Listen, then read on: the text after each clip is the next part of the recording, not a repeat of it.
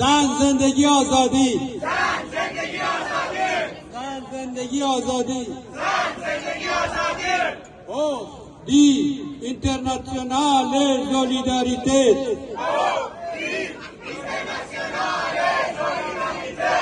Oh, di internazionale solidarietà.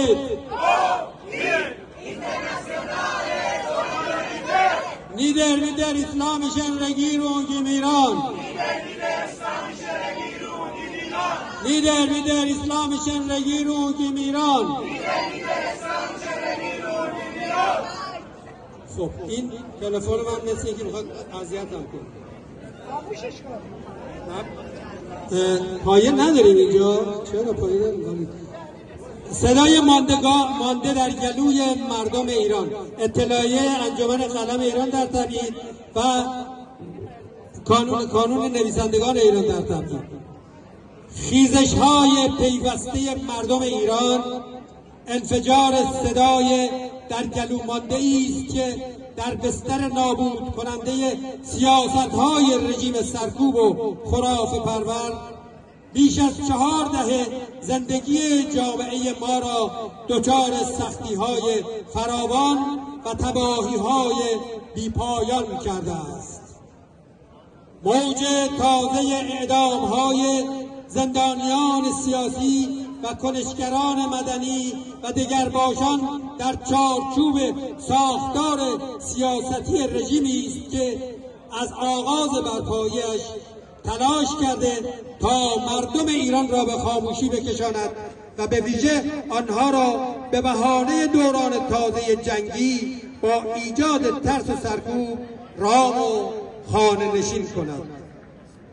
مردم ایران در 40 و اندی سال این سلطه بیرحمانه علیرغم خیزش‌های بسیار به ندرت توانستند خواستهای خود را در برابر بی‌عدالتی، بی‌حقوقی، گرسنگی، بی‌خانمانی و فشارهای همه جانبه فردی و اجتماعی به سرانجام برسانند و سد سیاست‌های نابود کننده جمهوری اسلامی شوند.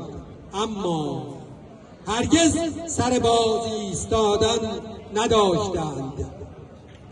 موج اعدام‌ها در ایران نشان می‌دهد که جمهوری پلید اسلامی در سال گذشته و امسال بیش از پیش بر شدت کشتار زندانیان سیاسی و مدنی افزوده است. در سال 2024 میلادی 930 تن شامل 17 زن، 40 شهروند افغانستانی و 1 شهروند عراقی و در سال 2025 تا کنون 730 تن در ایران اعدام شدند. همکنون نیز بیش از 56 زندانی سیاسی از جمله شریفه محمدی، پخشان عزیزی و وریشه مرادی زیر حکم اعدام هستند که به ویژه حکم اعدام این زنان زندانی مورد اعتراض همه جانبه مردم ایران و جهان قرار گرفته است. از جمله اتهام‌های وارده بر این زندانیان محکوم به اعدام، محاربه، جنگ با خدا و بقیه یعنی شورش اعلام شده که در قانون‌های شرعی جمهوری اسلامی مجازات اعدام را در پی دارد. همچنین گزارش‌ها بیانگر آن است که کسان بسیاری دیگر نیز به خاطر پشتیبانی از کنش نه به اعدام دستگیر شده و در زندان به سر میبرند. کانون نویسندگان ایران در تبعید و انجمن قلم ایران در تبعید بر پایه منشور خود در پشتیبانی از آزادی اندیشه و بیان از خواستهای پایه‌ای مردم ایران که برای آزادی بیان و برخورداری از حق زندگی و آرامش است دفاع کرده و سیاست نابهنجار اعدام و سرکوب زندانیان سیاسی را به شدت محکوم می‌کند و می‌کوشد با آگاهی رسانی نگاه مردم جهان را به این تباهی و جنایت در جمهوری اسلامی جلب کند. کانون نویسندگان ایران در تبعید، انجمن قلم ایران در تبعید، 23 آگوست 2025. زن زندگی آزادی، زن زندگی آزادی، زن زندگی آزادی، woman life freedom،